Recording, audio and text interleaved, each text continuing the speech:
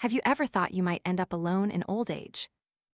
As we embark on each new chapter of life, we're confronted with a barrage of different questions. At university, how many points did you get? Which school did you get into? After graduation, where are you working? Is your salary stable? After working for a few years, how's your love life? When will Auntie get to attend your wedding feast? What about after marriage? Still no baby? Grandma and grandpa are so eager to hold a grandchild. Society is incomprehensibly, unreasonably difficult, setting standards and boxing people into specific milestones. 18 passed university entrance exams, 23 found a job, 30 settled down and started a family. Clearly, we all anticipate these questions, yet each time we face them, we're at a loss for how to answer. Ultimately, all these questions point toward stability, but what is true stability? Have you ever felt impatient because of others' prodding, then just haphazardly picked something to get it over with?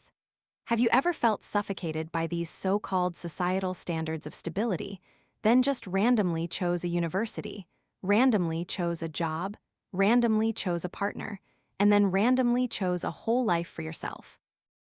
Beyond FOMO, the fear of missing out, we also have FOBLO, the fear of being left out. We're afraid of not having the same things as others in our group.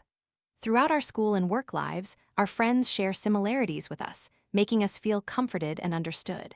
But when their lives start to diverge from ours, for instance, when they begin to marry and start families, we often feel left behind and begin to worry. Parents worry when they see their friends' grandchildren gathering around. They urge you, but young people like you today are increasingly proactive, independent, and free. This makes the urging from parents and those around them seem outdated and backward, fostering a rebellious mindset. When you have to listen to the same reminders about the same issues for a long time, it can breed feelings of annoyance and even disgust. Some people start to feel stressed, tired, or defiant. A survey by VN Express revealed that about 50% of those pressured tend to ignore it, 27% show annoyance, and 23% will actively resist.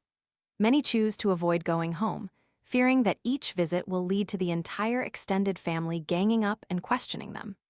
They feel like a thorn in the family's side, an unfilial child for not yet getting married, so it's best to be absent to avoid trouble. At first, you resist, confidently asserting that you're perfectly fine.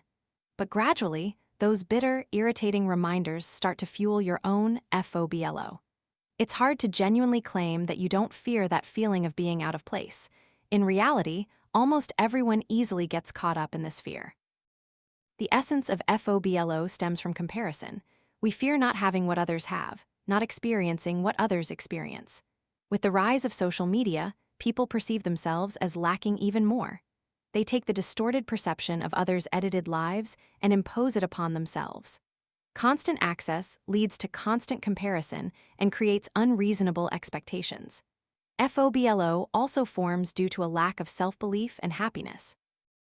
What they have in the present isn't enough to satisfy them. They lack confidence in themselves, feel inferior to others, and don't value themselves. Therefore, when they are criticized or compared to others, they easily crumble and believe they are indeed inadequate. To resolve this fear, we need to focus on two aspects. First, changing others' perceptions to not make unfair comparisons, not interfere, or impose their standards of stability on others' lives. Second, it's about our own attitude and perception of stability. Everyone has different timelines.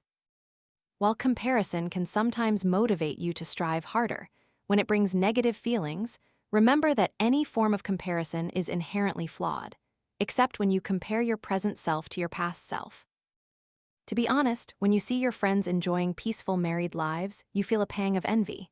Each time you receive a wedding invitation from a friend, you let out another sigh. Many nights you torment yourself, wondering why you haven't found someone to spend your entire life with. You ask yourself if you've done something wrong, or if there's something not good about you, that you haven't found the right person. Do you feel anxious?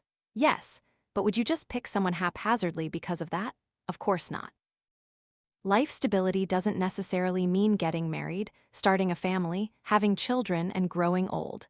A grand wedding doesn't guarantee complete happiness or security. As a child, reading fairy tales, you'd find the ending lines always stated, "From now on, the prince and princess lived happily ever after." But what truly happens ever after? Who knows?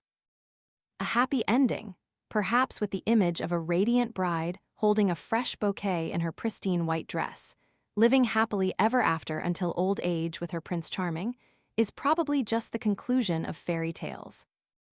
Perhaps every girl has such a rosy dream.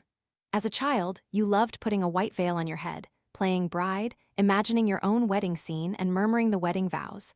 First bow to heaven and earth, second bow to parents.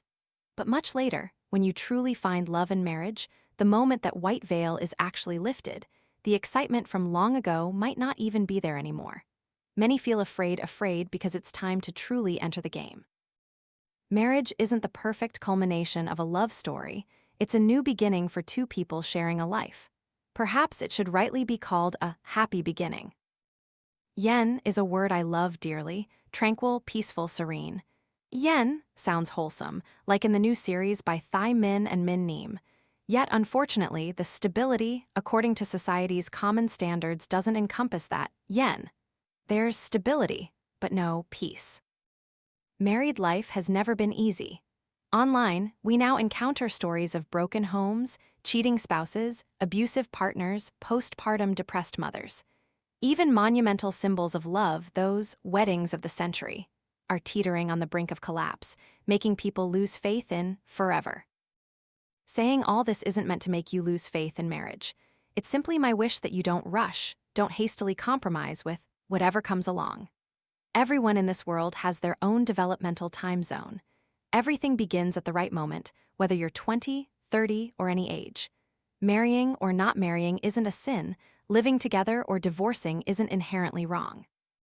Therefore, instead of rushing into marriage with just anyone, prioritize your own self-development first.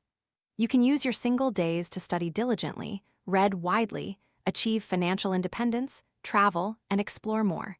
You will find a kindred spirit. A good marriage has never been afraid of being late, only afraid of not seizing the right moment. Not every married family life is happy, and not every single life is dull. Marriage, ultimately, isn't a race against your friends. It's just one choice in life, and there's no right or wrong choice. What's important is that once you've made a choice, you already have a long-term plan for yourself. So now, do you still think you'll be lonely in old age?